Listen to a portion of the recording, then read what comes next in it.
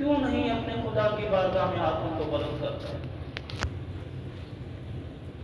چاہے کسی چیز کی ضرورت ہو نہ ہو، ہم لمحہ بلمحہ خدا کے محتاج ہیں، لمحہ بلمحہ۔ ہماری سانس ہماری نہیں ہے، یہ خدا کی دی ہوئی ایک دین ہے، یہ خدا کی مہربانی ہے کہ ہم جو چل رہے ہیں، کھا رہے ہیں، پی رہے ہیں، اٹھ رہے ہیں۔ تو کبھی بھی اللہ کی بارگاہ میں آئیں اور دعا کریں تو ہاتھوں کو بلند کریں، شرم نہ کھائیں۔ دعا نہ کرنے والا، مولا کا فرمان ہے، وہ غرور کرتا ہے جو دعا نہیں کرتا، وہ تکبر کرتا ہے جو دعا نہیں کرتا۔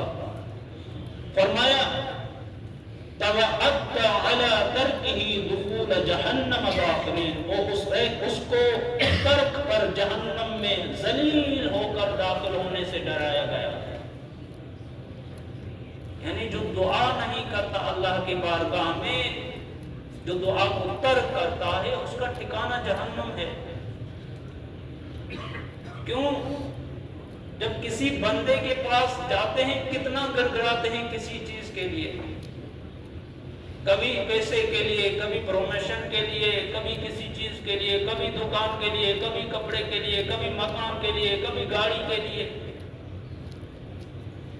اس خدا کو کیوں نہیں پکارتے ہیں جو مکان کا مالک، دکان کا مالک، کپڑے کا مالک، عزت کا مالک، ذلت کا مالک، ہر چیز کا جو مالک ہے؟ اور یقین جانے کی روایات ہے کہ جو انسان اپنے آپ کو خدا کے سامنے پیش کرتا ہے، دنیا کی ہر چیز اسے عنایت ہوتی ہے، دنیا کی ہر چیز عنایت ہوتی ہے۔ لیکن جو اپنے آپ کو خدا سے دور کرتا ہے، دنیا کی ہر چیز چاہے اس کے پاس ہو لیکن زندگی میں مزہ نہیں آئے گا۔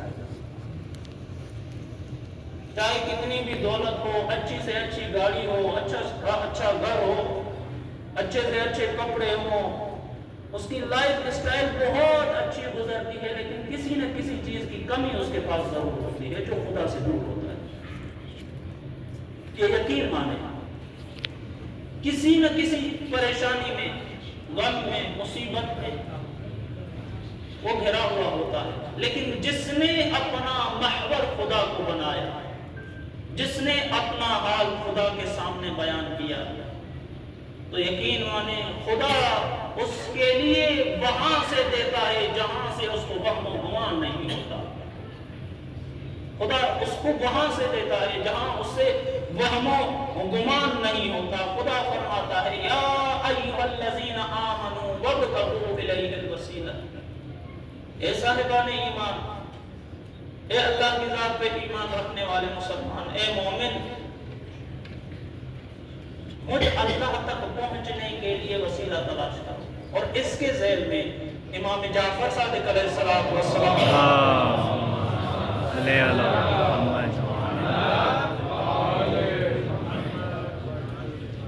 کہ اللہ کہتا ہے مجھ تک پہنچنے کا وسیلہ تمہارے پاس دعا ہے، دعا مانگو میں تمہارے قریب ہوں۔ کتنا قریب ہے، کتنا قریب ہے، پڑھا ہے نا شعر اگے حیات سے بھی زیادہ خدا قریب ہے۔ تو جو دعا انسان مانگتا ہے اللہ سنتا ہے۔ کیا پڑھتے ہیں؟ میں اکثر اس چیز کی طرف بھی متوجہ کروں سب کو کہ عزیزان گرامی قدر، میرے پاس تقریباً کوئی 40 سے 45 بچے پڑھاتے ہیں، سب سے پڑھتے ہیں، سب سے پہلی جو کوشش ہوتی ہے ان کو نماز کا ترجمہ اور فلسفہ یاد کرو۔ نماز کا ترجمہ اور فلسفہ ان کو آتا ہے۔ نماز میں ہم کیا مانگتے ہیں خدا سے، کیا کہتے ہیں خدا سے؟ اس جملے پہ کبھی غور کیا ہے؟ سمع اللہ لمن حمدہ، خدا وہ ہے جو سنتا ہے اور قبول کرتا ہے۔ خدا سنتا ہے ہماری، خدا معاذ اللہ غافل نہیں ہے ہم سے۔ یہ جو عبادتیں کر رہے ہیں، تسبیح پڑھ رہے ہیں، نماز پڑھ رہے ہیں، جو بھی ذکر کر رہے ہیں، اچھا کر رہے ہیں، برا کر رہے ہیں، خدا اس چیز سے غافل نہیں ہے۔ خدا سنتا ہے، خدا جانتا ہے۔ اور خدا کی صفات پڑھے، کیا کیا صفات ہیں خدا کی؟ حضرت خضر علیہ السلام نے جو دعا تعلیم دی حضرت امیر المؤمنین علی بن ابی طالب علیہ السلام کو، اور مولا متقیان نے اپنے صحابی حضرت کمیل ابن زیاد کو جو تعلیم دی تھی مشہور دعا، کمیل کے جو الفاظ ہیں اغفر لمن لا یملک الا الدعاء، جب خدا کی بارگاہ میں آتے ہیں تو خدا سے کہتے ہیں خدا مجھے بخش دے، میرے پاس دعا کے علاوہ کوئی وسیلہ نہیں، خدا مجھے بخش دے، میرے پاس یہ جو ہے آپ تک پہنچنے کے لیے میرے پروردگار بس میرے درمیان میں ایک چیز ہے، وہ وسیلہ ہے، یہ دعا ہے جس کے ذریعے سے میں آپ کی رضا کو حاصل کر سکتا ہوں، خدا جس کے ذریعے سے میں آپ تک پہنچ سکتا ہوں، آپ مجھ سے راضی ہو سکتے ہیں، آپ کی بارگاہ میں آیا ہوں، مجھے بخش دے، میرے پاس دعا کے علاوہ کوئی چارہ نہیں ہے، کوئی وسیلہ نہیں ہے، سب کچھ ہے تو بس دعا ہے۔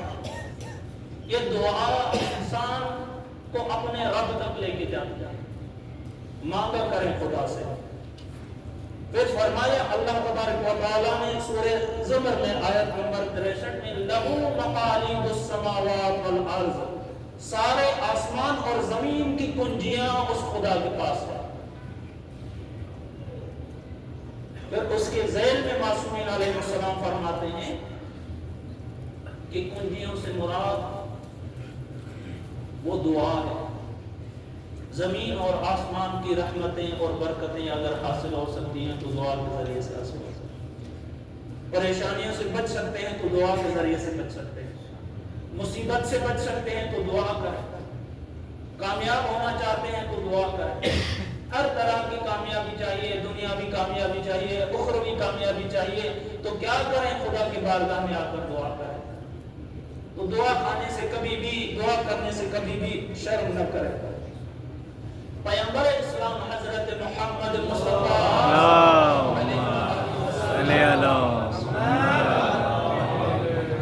ارشاد فرماتے ہیں لو عرفتم اللہ حق معرفتہ لزالت لدعائکم الجبال، اگر تم اللہ کی اس طرح معرفت حاصل کرو جیسا کہ اس کا حق ہے تو تمہاری دعاؤں سے پہاڑ بھی اپنی جگہ سے ہٹ سکتا ہے۔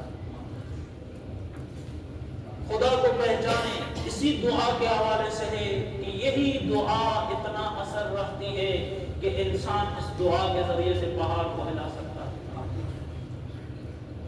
پہاڑ کو ہلا سکتا ہے، یہ دعا اتنا اثر رکھتی ہے۔ پھر بہت سارے ارشادات ہیں جو مخصوص ہیں دعا کے ساتھ۔ امیر المؤمنین علی بن ابی طالب علیہ السلام کا ارشاد ہے من قرأ باب اللہ فتح له، جو اللہ کا دروازہ کھٹکھٹائے اللہ ضرور اس دروازے کو کھولتا ہے، جو دروازہ کھٹکھٹائے تو اللہ اس کے لیے کھولے گا۔ مثال لے لیں، آپ کسی دوست کے پاس جائیں، اس کا دروازہ نہ کھٹکھٹائے، کھڑے رہیں، باہر نکلے گا؟ جب تک نہیں کھٹکھٹائیں گے کیسے اس کو پتا چلے گا کہ آپ جو ہے اس کی بارگاہ میں آئے ہیں، آپ اس سے کوئی چیز طلب کر رہے ہیں؟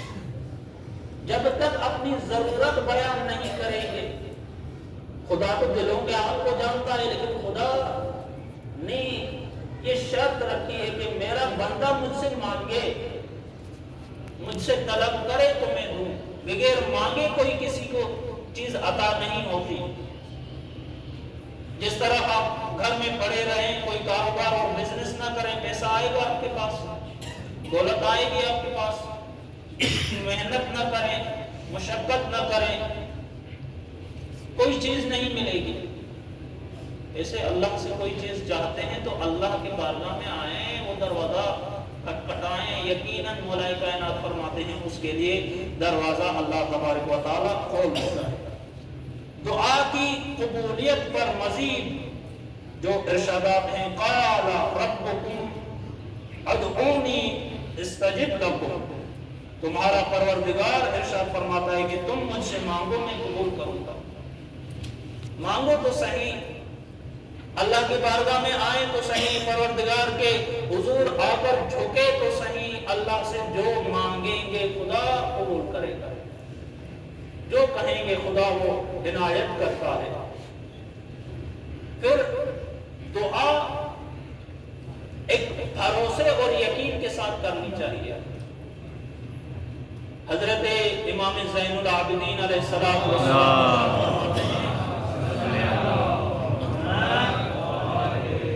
اس چیز پہ عزیزان گرامی متوجہ ضرور ہو، جو بھی عبادت کرتے ہیں، چاہے نماز پڑھتے ہیں، روزہ رکھتے ہیں، حج ادا کرتے ہیں، خمس و زکوٰۃ دیتے ہیں، امر بالمعروف کرتے ہیں، نہی عن المنکر کرتے ہیں، جو بھی عبادت کرتے ہیں، ایون دعا کرتے ہیں، مولا سجاد علیہ السلام فرماتے ہیں اس کی قبولیت پر یقین رکھو۔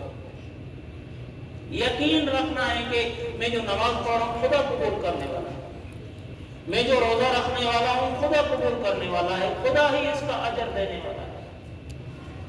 جب تک بندہ اپنی دعا پر، اپنی عبادت پر یقین نہیں کرے گا، بعض اوقات ایسے ہو کہ کوئی بندہ کہ نہ جانے خدا قبول کرے گا یا نہیں کرے گا، جب خود کو یقین نہیں ہے تو خدا کیسے قبول کرے گا؟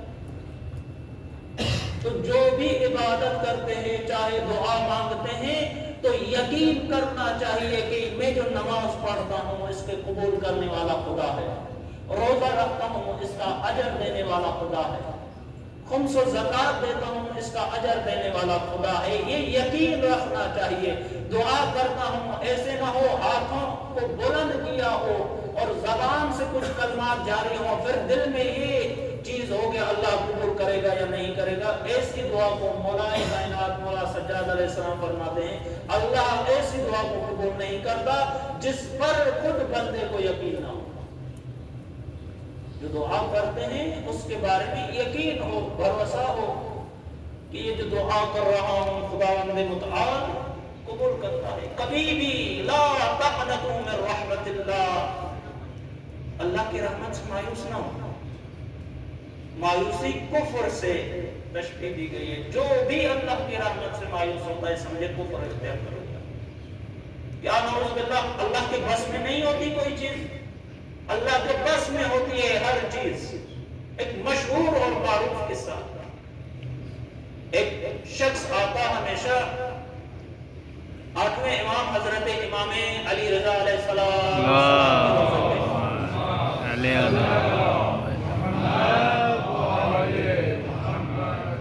علماء فرماتے ہیں وہ مولا کے روزے پہ آ کر روز جو ہے دعا کرتا ہے، روز دعا کرتا ہے۔ کئی برس تک اس نے دعا کی۔ کس چیز کے بارے میں؟ وہ کسی لڑکی کے ساتھ محبت کرتا تھا،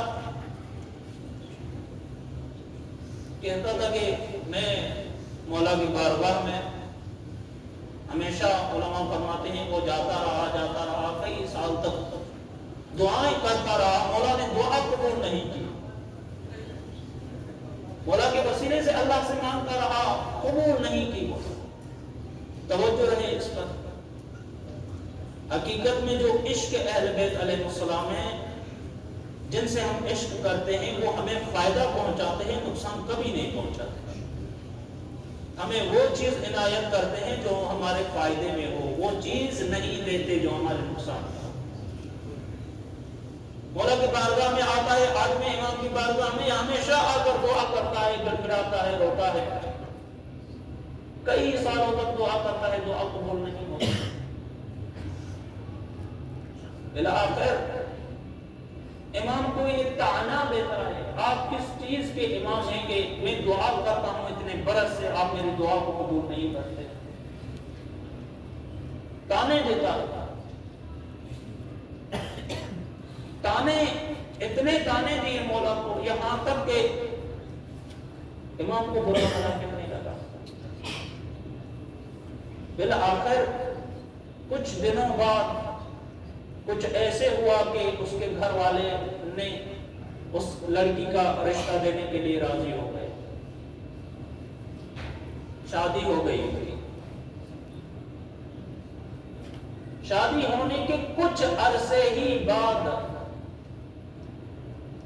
وہی شخص امام کی بارگاہ میں واپس آتا ہے اور روتا ہے، گڑ گڑاتا ہے۔ اب کیا ہوا؟ شادی تو ہو گئی، جو تم چاہتے تھے وہ تو ہو گیا، رو کس لیے رہا ہے؟ توجہ کریں، کس لیے رو رہا ہے؟ کسی نے پوچھا، کہا کہ اس لیے رو رہا ہوں، یہ جو آدمی ہستی ہے، یہ جو میرا مولا ہے، یہ جو آقا ہے، واقعاً ہمیں وہ عنایت کرتا ہے جو ہمارے اچھے میں ہوتا ہے۔ جس کے لیے، جس عورت کے لیے میں نے امام کو تانے دیے، امام کو برا بھلا کہا، آج وہ عورت مجھے چھوڑ کے چلی گئی۔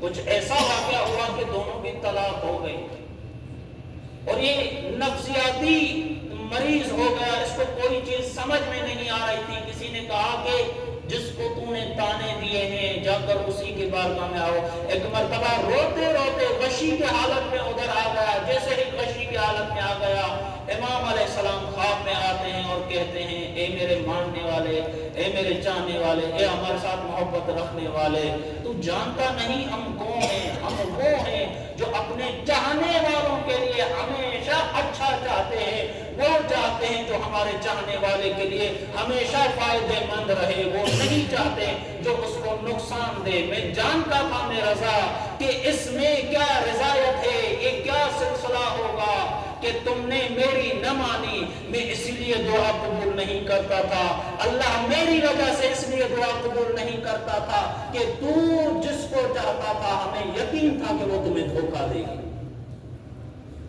ہمیں معلوم تھا کہ تمہارے ساتھ یہ ہونے والا۔ تو کیا کبھی کبھار ہم کہتے ہیں کہ دعا کرتے ہیں کہ مولانا صاحب دعا ہماری قبول نہیں ہوتی، ہمارے لیے یہ چیز ہو گئی، وہ چیز ہو گئی، یہ نہیں ہو رہا، وہ نہیں ہو رہا، تو پریشان ہونے کی بات نہیں ہے، پریشان نہ ہو۔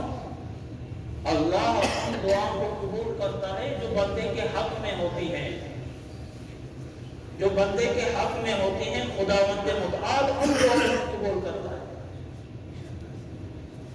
اب پھر خود سوچیں، وہ دعائیں جو بھی کریں اور پوری ہو جائے، آگے چل کے نقصان ہو جائے، پھر کیا کہیں گے؟ اس سے تو پہلے بہتر تھے۔ ہاں، اللہ سے بزنس، اچھا بزنس مانگا، چلے دعا قبول ہو گئی، اس بزنس میں اچانک لاس ہو گیا، پھر پہلے والی لائف صحیح تھی یا بعد میں جو نقصان ہو گیا وہ صحیح تھا، آپ سب اچھے سے جانتے ہیں۔ ایک صلوات پڑھے محمد والے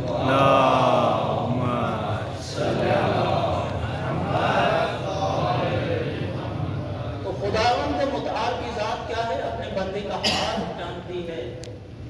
اہل بیت علیہ السلام بھی اپنے ماننے والوں کے حال کو جانتے ہیں، وہ چیزیں عنایت کرتے ہیں جو بندے کے حق میں ہو۔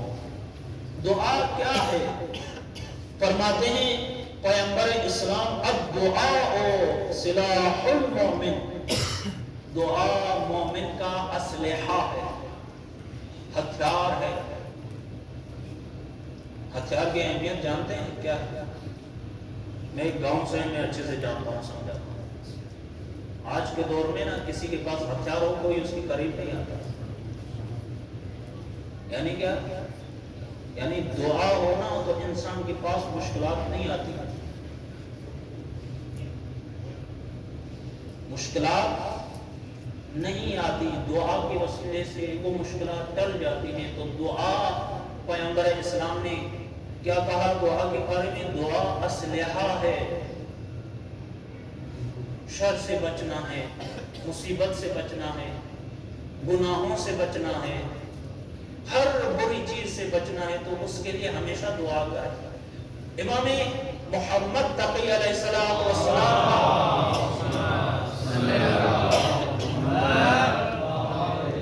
مولا کا مشہور اور معروف قول ہے، مولا فرماتے ہیں ہمیشہ خداوند متعال سے توفیق مانگا کرے، ہر چیز کی توفیق مانگا کرے، بغیر توفیق کے انسان ناقص ہے۔ کیا گناہوں سے بچنے کی توفیق، बुरी चीज़ों से दूर रहने की तौफीक, नमाज पढ़ने की तौफीक, रोज़ा रखने की तौफीक, तमाम वाजिबात के अंजाम देने की हमेशा खुदा से तौफीक मांगा करें। जब वो तौफीक इनायत हो तो इंसान कामयाब है। इंसान की राहें हल कर देती है तमाम तर मसाइल को। मसलन अल्लाह से दुआ करें, खुदाया कभी भी मेरी जिंदगी में इस तरह की मुश्किलात न लाना, खुदाया कभी भी हमको किसी के सामने मोहताज न करना सिवाय आपके। खुदा से हमेशा ये दुआ मांगा करें। फिर फरमाते हैं कि अगर जान को जिस्म से निकाल लिया जाए तो वो बेकार हो जाता है, और दुआ को अगर इबादत से निकाला जाए तो वो इबादत बेकार हो जाती है। ये दुआ की अहमियत है। दुआ जान है इबादत की। एक बंदा नमाज पढ़े और अल्लाह से दुआ न करे, ऐसे ही चला जाए। अक्सर होता है, जल्दी जल्दी में मुझे शौक पे जाना है, मुझे कहीं जाना है, नमाज पढ़ी, दुआ नहीं कि बस ऐसे ही सजदे शुक्र किया और उठ गया। तो अब अहमियत जाने दुआ की कि दुआ क्या है। दुआ इबादत की जान है। अल्लाह ताला के इल्ताफ व नेमत के शुक्र का नाम दुआ है। अल्लाह के लुत्फ का नाम दुआ है। जो दुआ करता है यानी अल्लाह की बारगाह में शुक्र अदा करता है। जो दुआ नहीं करता, अल्लाह की नेमतों का शुक्र अदा नहीं करता, तो उसके लिए और भी परेशानियां बढ़ जाती हैं। अल्लाह इरशाद फरमाता है सूरह अंबिया की आयत नंबर 19 में, वयदऊनना रगबन व रहबा, और हमको बड़ी रगबत और खौफ के साथ पुकारा करते हैं। ये दुआ करने वाले के लिए जुमले हैं। बड़े शौक के साथ खुदा को पुकारा करें, बेदिली के साथ नहीं, दिल के साथ खुदा को पुकारा करें, रगबत के साथ, शौक के साथ, दिल के साथ अल्लाह को पुकारेंगे तो यकीनन अल्लाह हमारी दुआ को कबूल करेगा। मौला कायनात अली इब्न अबी तालिब अलैहिस्सलाम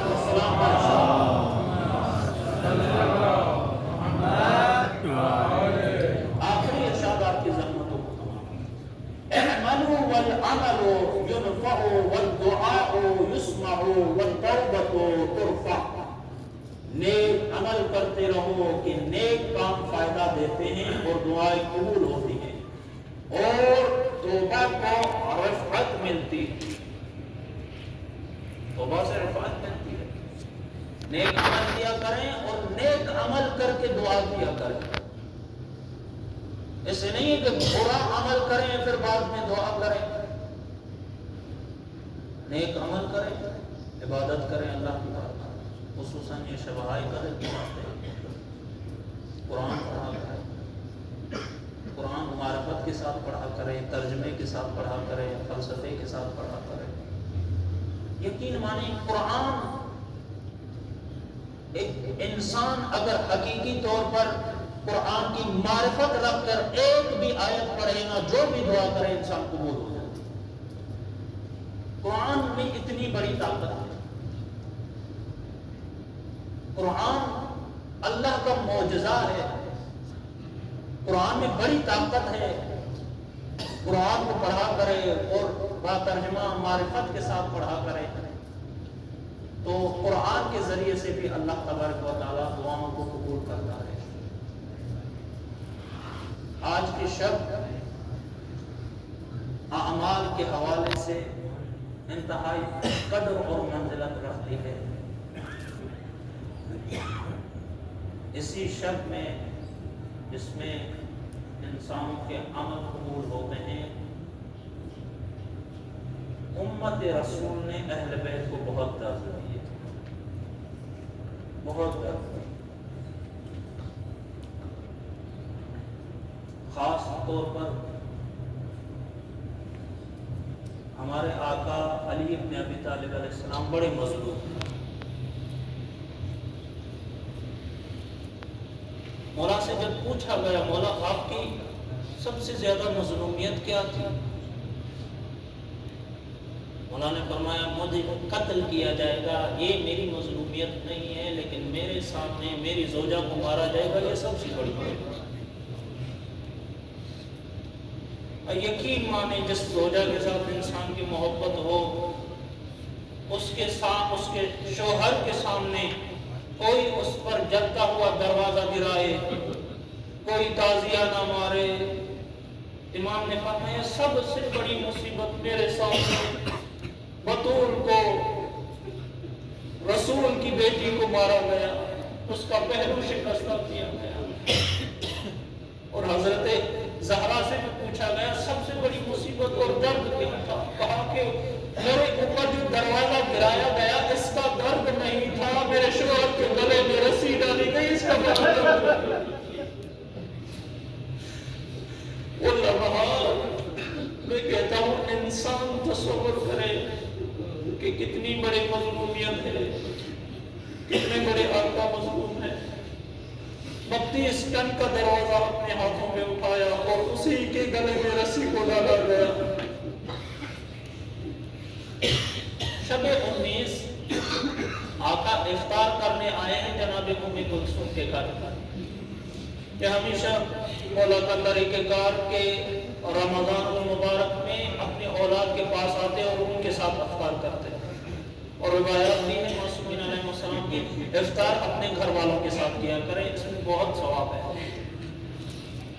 امام آئے، کتنی بڑی مظلومیت ہے مولا کی۔ امام آتے ہیں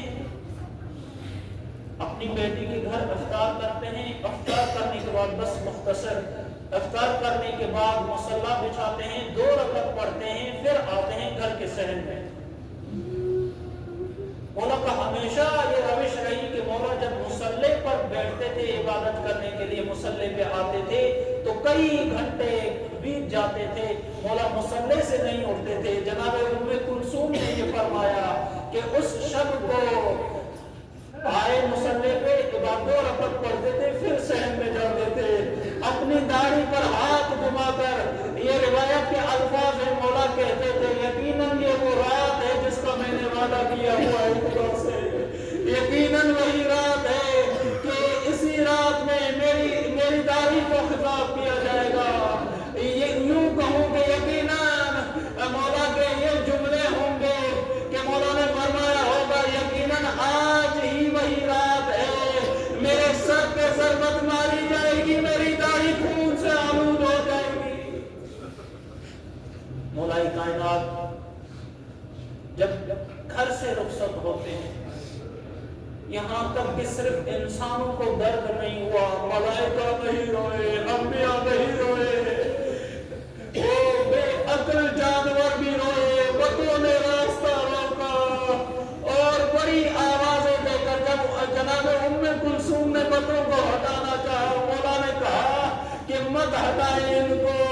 کہا کہ کیوں مولا؟ کہا کہ یہ میرا مرثیہ پڑھ رہی ہے، میرے اوپر گریہ کر رہی ہے۔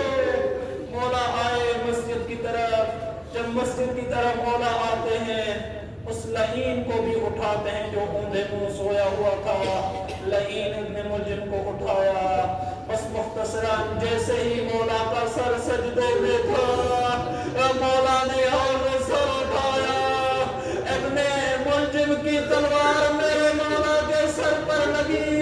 روایت میں علماء یہ فرماتے ہیں مولا کے سر میں ایسے شغاب ہو گیا جیسے رحل پہ قرآن رکھ کے کھولتے ہیں، شغاب ہو گیا، آواز ملائکہ گونجی کہ علی ابن ابی طالب علیہ السلام کو قتل کیا گیا۔ یہ آواز ہر کسی نے سنی، یہاں تک کہ زینب و ام کلثوم نے سنی، اور گریہ کر کے کہا